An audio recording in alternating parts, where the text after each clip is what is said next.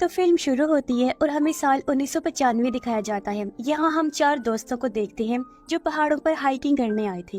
इनमें एक का नाम पॉल होता है। ये जगह काफी पुरानी थी। इन्हें कुछ कबीले के लोग और उनके मंदिर भी दिखते हैं, जो चीजें इन्हें काफी पसंद आई। ये जब एक पहाड़ की चोटी पर गई तो यहाँ पॉल को अजीब सी आवाज सुनाई देती है, जो और किसी को सुनाई नहीं दे रही थी। वो आवाज का पीछा करते हुए आगे बढ़ा, पर तभी वहाँ बने काफी बड़े गड्ढे में वो गिर जाता है। उसके दोस्त भी फौरन गड्ढे के पास आ गए। पॉल का एक दोस्त रस्सी के सहारे नीचे गड्ढे में जाता है और वो देखता है कि ये एक केव यानी कि गार है। वो देखता है कि पॉल वहाँ पर गुमसुम बैठा कहीं खोया हुआ था और मंत्र पढ़ रहा होता है। वो अपने सामने बने एक स्केलेटन ढांचे को देख रहा था, जिसका साइज आम स्केलेटन्स की निस्बत काफी बड़ा था। उस बड़े स्केलेटन के चारों तरफ और भी कई सारे छोटे स्केलेटन्स थे, जिनका साइज आम लोगों जैसा था और वो सब उस बड़े वाले के सामने झुके हुए थे। पर ये देखकर पॉल के दोस्त को कुछ समझ नहीं आती, इसलिए वो उसके पास गया। पॉल बिना हिले जुले उसे कहता है कि दूर रहना मुझसे, अगर तुमने मुझे छुआ तो तुम लोग मारे जाओगे। पर उसका दोस्त इस बात को नजरअंदाज करके पॉल को अपने कंधे पर उठाकर बाहर ले आते हैं। इन्हें सामने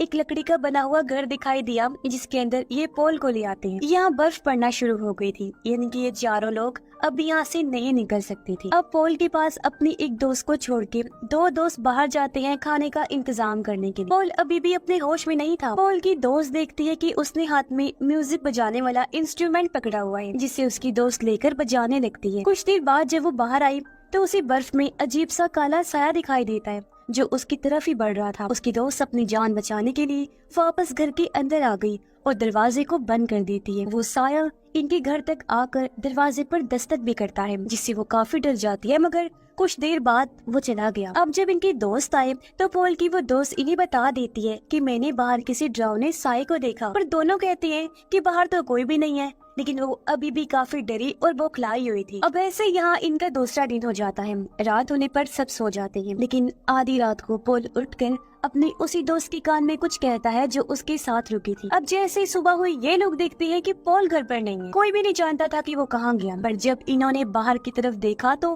पॉल के पैरों के निशान बने हुए थे। इसलिए ये लोग निशानों का पीछा करते हुए पॉल तक पहुँच जाते हैं, जो चट्टान के किनारे पर बैठा हुआ था। उसके हाथ में वही म्यूजिकल इंस्ट्रूमेंट था जिसे वो बजा रहा होता है। पॉल का दोस्त उस पर गुस्सा करने लगता है कि तुम क्यों हमें बिना बताए आ गई, जानते हो हम तुम्हारे लिए कितना परेशान हो गए थे। लेकिन पॉल कोई जवाब नहीं देता, बल्कि मंत्र पढ़ने लगता है। अब ऐसा होते ही उसकी वही दोस्त जिसके कानों में उसने कुछ कहा था, वो अपना कंट्रोल खो देती है। वो अपने दोनों दोस्तों पर हमला करके उन्हें मार देती है। वो फिर पॉल को गौर से देखने लगी। पॉल भी उसी की तरफ देख रहा था, जिसके बाद उसकी वो दोस्त अपने भी जान ले लेती है। ऐसा लग रहा था जैसे इन तीनों को पॉल ने ही मारा हो अपने कंट्रोल में करके। इसके बाद कहानी 23 साल आगे बढ़ती है और हम 2018 में आ जाते हैं। यहाँ हम जेम्स नाम के एक आदमी को देखते हैं, जिसकी वाइफ और बेटे की कार एक्सीडेंट में हाल ही में मौत हो गई, जिस वजह से वो अकेला पड़ गया था। वो एक सिक्योरिटी शॉप को चलाते हैं और अपनी फैमिली को बहुत याद करता है, उनके गम से नहीं उभर रहा होता। अब जेम्स एक होटल में जाता है, जहाँ वो अपनी बर्थडे का कूपन दिखाता है। अब हालांकि आज उसकी बर्थडे भी नहीं थी, कूपन पर 3 दिन पहले की डेट लिखी हुई थी, लेकिन फिर भी होटल वाले उसका कूपन कबूल करके उसे मुफ्त में खाना देते हैं। इसके बाद जेम्स जब घर आया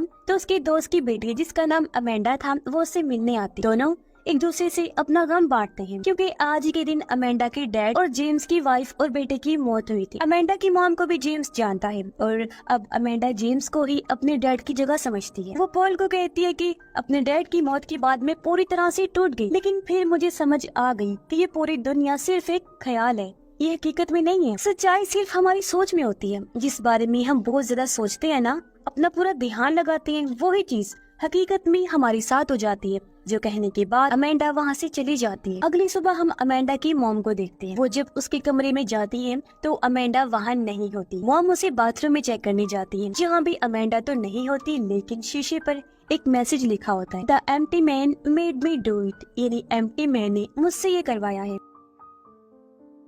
पर अमेंडा की मॉम को इसकी जरा भी समझ नहीं आती, इसलिए वो यहाँ जेम्स और पुलिस को बुला लेती है। तब जेम्स इस पर छानबीन करने लगता है। उसे अमेंडा के कमरे से एक इंस्टीट्यूट का पम्फलेट मिलता है, जिसके पीछे टुल्पा लिखा हुआ था। इसलिए अगले दिन वो स्कूल में जाकर अमेंडा की दोस्त से मिला। अमेंडा की दोस्त जब जेम्स की कार में बैठी होती है तो तभी उसे वहाँ एक साया दिखाई देता है, जिसे देखकर वो काफी डर जाती है। फिर वो बताने लगती है कि 2 दिन पहले हम सारे दोस्त अमेंडा के साथ एक पुल पर गए, जहाँ हमें अमेंडा ने एम्प्टी मैन के बारे में बताया था और कहा था कि वो यहाँ का काफी पुराना लेजेंड है। मतलब वो हकीकत में नहीं रहता, बस लोगों के ख्यालों में, उनकी सोच में रहते हैं, और जो लोग उस पर यकीन रखते हैं, ख्यालों में उसे देखते हैं, तो वो किसी जरिए से उनसे बात भी करता है। एम्प्टी मैन को मानने वाले उसकी पूजा भी करते हैं और वो उनके हिसाब से उनकी ख्वाहिशें भी पूरी करता है और वो लोग उस पर पूरी तरह से यकीन रखते हैं। आगे उसकी दोस्त बताती है कि अमेंडा ने ये भी कहा था कि शाम के टाइम अगर तुम पुल पर पड़े किसी खाली बोतल में फूंक मारोगी, फिर एम्प्टी मैन के बारे में सोचोगी, तो वो फिर तुम्हारी जिंदगी में शामिल हो जाएगा। पहले दिन सिर्फ तुम्हें उसकी आवाज सुनाई देगी, दूसरे दिन तुम्हें वो दिखाई देगा और तीसरे दिन वो तुम्हें खुद ही ढूंढ लेगा। अब अमेंडा के कहने पर हमने बोतल में फूंक मारने के साथ साथ एम्प्टी मैन के बारे में सोचा भी था, जिसके बाद हमें अजीब सी आवाज सुनाई दी थी। और फिर उसे अगले दिन मैंने अमेंडा को एक दोस्त के कान में कुछ कहते हुए देखा था। अब अमेंडा की दोस्त अपने बाकी सभी दोस्तों के एड्रेस जेम्स को देकर यहाँ से चली जाती है। जेम्स उन सभी दोस्तों के घर जाता है पर उसे कोई भी नहीं मिलता, पर एक दोस्त के घर उसे इंस्टीट्यूट का पम्फलेट मिल जाता है जो उसे अमेंडा के घर भी मिला था। जिसके बाद जेम्स उसी पुल पर जाता है जहाँ उन सभी दोस्तों ने बोतल में फूंक मारकर एम्प्टी मैन के बारे में सोचा था। जेम्स को भी यहाँ एक खाली बोतल मिलती है जिसके अंदर वो भी फूंक मारकर एम्प्टी मैन के बारे में सोचता है, पर जब वो जाने लगा तो उसे पुल के नीचे से आवाजें आने लगती हैं। इसलिए वो एक होल के जरिए पुल के नीचे जाता है और देखता है कि वहाँ अमेंडा की सभी दोस्तों की लाशें लटकी हुई हैं, जिन्होंने भी अमेंडा के कहने पर बोतल वाला वो सब कुछ किया था, वो सब मारे जा चुके। साथ ही यहाँ वही मैसेज भी लिखा हुआ था जो अमेंडा के वॉशरूम के शीशे पर लिखा था, यानी the empty man made window. अब जेम्स को कुछ भी समझ नहीं आती और वो इस बारे में पुलिस को बता देता है। अब अमेंडा की वो दोस्त जिसने सारी बात जेम्स को बताई थी, उसकी भी अचानक मौत हो जाती है और उन सब को देखने से यही लग रहा था जैसे उन्होंने खुद अपनी जान ली है, पर जेम्स को ऐसा नहीं लगता। इसलिए वो इस चीज की इन्वेस्टिगेशन करता है। वो इंटरनेट पर उसी इंस्टीट्यूट और टुल्पा के बारे में सर्च करता है। उसे पता चलता है कि वो इंस्टीट्यूट असल में एक ऐसे ऑर्गेनाइजेशन है जो किसी ग्रुप का हिस्सा है, यानी वो एक कल्ट है और उन लोगों का मानना है कि किसी के भी बारे में ध्यान लगाने सोचने पर उस चीज को हकीकत में लाया जा सकता है। अब ये सब पढ़ने के बाद जेम्स उसी इंस्टीट्यूट में जाता है जहाँ उसे एक फॉर्म दिया जाता है फिल करने के लिए, जो यहाँ आए हर इंसान को फिल करना पड़ता है, पर जेम्स वो फिल नहीं करता और आगे बढ़ जाता है। उसे इंस्टीट्यूट का हेड दिखाई देता है जो लोगों को स्पीच दे रहा था और उसकी बातें हूबहू वैसे ही थी जैसी अमेंडा ने जेम्स से कही थी, जिसके आखिर में वो कहता है कि ये एम्प्टी मैन का मैसेज है, यानी कि वो भी एम्प्टी मैन का ही मानने वाला था। स्पीच खत्म होने के बाद जेम्स हेड से मिला और उससे एम्प्टी मैन के बारे में पूछता है। हेड बताता है कि वो एक तरह की पावर है, ताकत है, और एम्प्टी मैन अपने मानने वालों की ख्वाहिशें तब तक पूरी करते रहता है जब तक वो उस पर पूरी तरह से यकीन रखते हो। अब जेम्स इन बातों पर ध्यान ना देकर अमेंडा को ढूंढने पर तवज्जो देता है क्योंकि उसका अभी तक कुछ भी पता नहीं चला था। वो एक लड़की से अमेंडा के बारे में पूछता है लेकिन वो भी कोई जानकारी नहीं दे पाता उसके बारे में। जिसके बाद जेम्स इस पूरी जगह पर उसे ढूंढने लगा। उसे एक जगह पर कुछ लोग बैठे हुए नजर आए जो एक काले कागज की तरफ बड़े गौर से देख रहे थे, साथ साथ वो रिकॉर्डिंग्स भी सुन रहे थे, पर जेम्स को कुछ समझ नहीं आती कि ये सब कर क्या रहे हैं। वो फिर एक ऐसे कमरे में गया जहाँ बहुत सारे लोग कुर्सियों पर बैठे हुए थे और वो एम्प्टी मैन को बुला रहे होते हैं, लेकिन इस जगह से जेम्स को बाहर निकाल दिया जाता है। अब यहाँ जेम्स को वही लड़का मिला जिससे कुछ देर पहले उसने अमेंडा के बारे में पूछा था। तो अब वो बताता है कि अमेंडा को ट्रेनिंग के लिए एक दूसरे कैंपस में भेज दिया गया है जो जंगल में है, और अगर तुम उसे ढूंढना चाहते हो तो वहाँ चले जाओ, और वैसे तुम इन सब लोगों से दूर रहो तो अच्छा है क्योंकि ये सारे बहुत खतरनाक लोग हैं।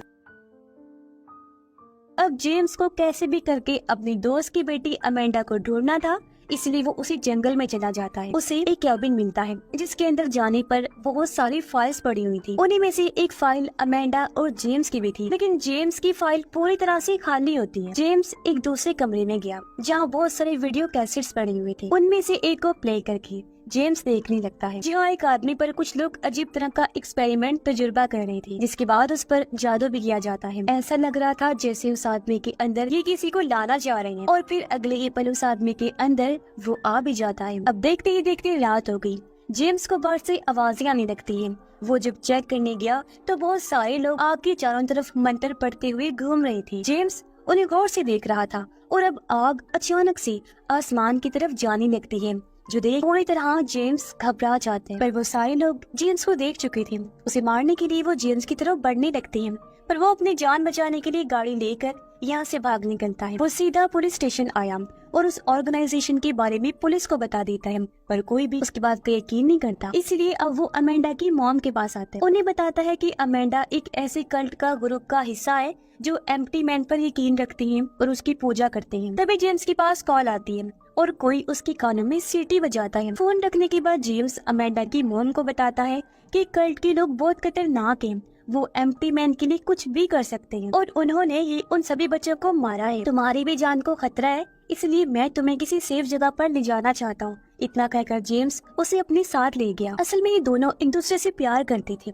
पर कभी बता नहीं पाई। जेम्स उसे एक होटल में छोड़कर कहता है कि तुम यहीं रहो, यहाँ तुम बिल्कुल महफूज रह सकती हो। अब रात को जेम्स जब सो रहा था तो डर की वजह से उसकी आँख खुल गई। वो देखता है कि एक साया मेरी तरफ आ रहा है। जेम्स उसे मारने की कोशिश करता है, पर साया वहाँ से गायब हो चुका था। अगले दिन जेम्स फिर इंस्टीट्यूट के बाहर पहुँचता है। उसने देखा कि वो लड़का जिसने उसे अमेंडा के बारे में बताया था, वो कुछ लोगों के साथ कहीं पर जा रहा है। जेम्स उनका पीछा करता है।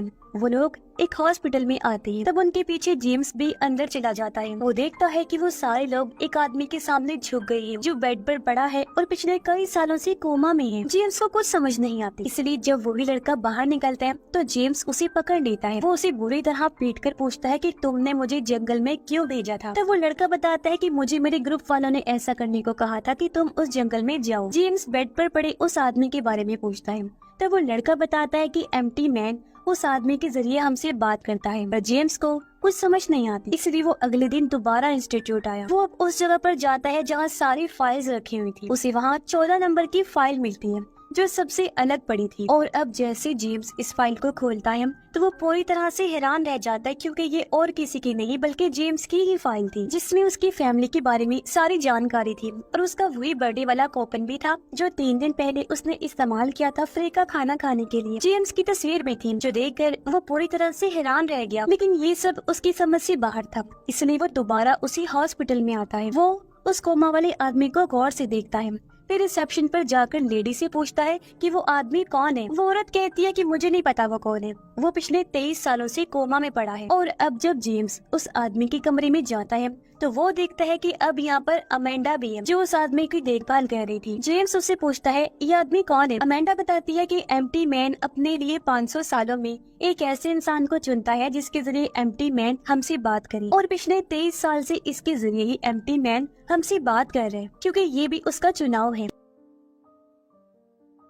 इस आदमी को 23 साल पहले एम्प्टी मैन ने पोजेस्ट करके अपने कंट्रोल में किया था, और बस तब से यही हमारी एम्प्टी मैन के साथ कम्युनिकेशन का जरिया है। जेम्स अब अमेंडा की मॉम को कॉल करता है, पर हैरत वो उसे पहचानने से इनकार कर देती है। अब हमें पता चलता है कि ये कोमा वाला आदमी दरअसल और कोई नहीं बल्कि पॉल है, जिसे हमने मूवी की शुरुआत में देखा था, जो अपने 3 दोस्तों के साथ हाइकिंग पर आया था। आगे अमेंडा जेम्स को बताती है कि अब इसका जिस्म पूरी तरह से कमजोर हो चुका है, इसलिए अब हमें एम्प्टी मैन के लिए नए जिस्म की जरूरत है, यानी एक नए होस्ट की, जिसके अंदर वो रहकर अपने चाहने वालों से बात करे, उनकी ख्वाहिशें पूरी करे, जिसकी हम पूजा करें। और हाँ, उसके नए जिस्म के लिए जेम्स हमने तुम्हें चुना है। तुम्हारे दिमाग में जो तुम्हारी यादें हैं, जो तुम सोचते हो, वो हकीकत में नहीं है, बल्कि पूरी तरह से मन गढ़ंत है, क्योंकि उन यादों को खुद हमने तुम्हारे लिए बनाया है। असली जिंदगी में तुम्हारे साथ कभी भी कुछ ऐसा नहीं हुआ, क्योंकि तुम्हारी ये जिंदगी भी तो हमने ही बनाई। यूँ कह लो कि तुम्हारे जेम्स कैरेक्टर को पूरी तरह से हमने बनाया है एम्प्टी मैन के लिए। इसीलिए तो मेरी मॉम ने तुम्हें नहीं पहचाना,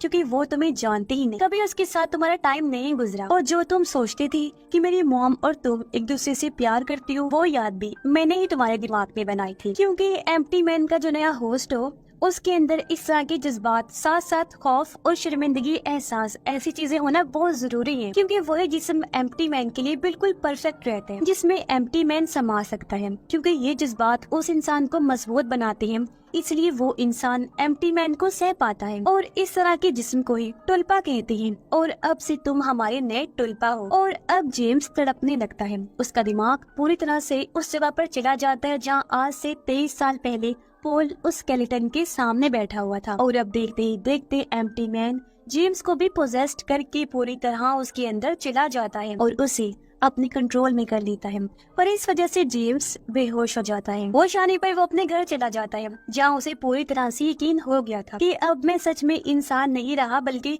एक टुलपा बन गया हूँ, यानी एम्प्टी मैन का होस्ट। और मेरा जो नया जिस्म है टुलपा वाला, वो 3 दिन पहले पैदा हुआ है, क्योंकि मैं खुद और मेरी यादें उस कल्ट की तरफ से बनाई गई हैं, जो सब ख्याली था। मेरे जहन में उन्होंने ख्याल इसलिए डाले ताकि मेरी बॉडी एम्प्टी मैन के काबिल बने, और जब पूरी तरह से मैं ऐसा बन गया यानी कि टुलपा, तो एम्प्टी मैन आखिर मेरे अंदर समा ही गया। यानी कि अब उस कल्ट का एम्प्टी मैन के साथ कम्युनिकेशन का जरिया जेम्स था। और अब जेम्स उस जगह पर जाता है जहाँ पॉल का जिस्म कोमा की हालत में पड़ा था। जेम्स उसे शूट करके खत्म कर देता है, और ऐसा होते हॉस्पिटल के सभी लोग जेम्स के आगे झुक जाते हैं। यानी कि अब वो कल्ट जेम्स के जरिए एम्प्टी मैन की पूजा करेगा, और एम्प्टी मैन हर उस इंसान को मार देगा जो एम्प्टी मैन को सोचते तो थे पर उस पर यकीन नहीं करती थी, उससे डरती थी, जो लोगों को मारने का काम एम्प्टी मैन तब से करता आ रहा था। अब जेम्स का कैरेक्टर कुछ यूँ बना कि एम्प्टी मैन के मानने वालों ने जेम्स के कैरेक्टर को अपने दिमाग में पहले सोचा, फिर ध्यान लगाकर उसे दुनिया में लाए, फिर उसके अंदर यादें डाली ताकि वो एम्प्टी मैन के लिए परफेक्ट बन सके। अब जब जेम्स की बॉडी कमजोर होगी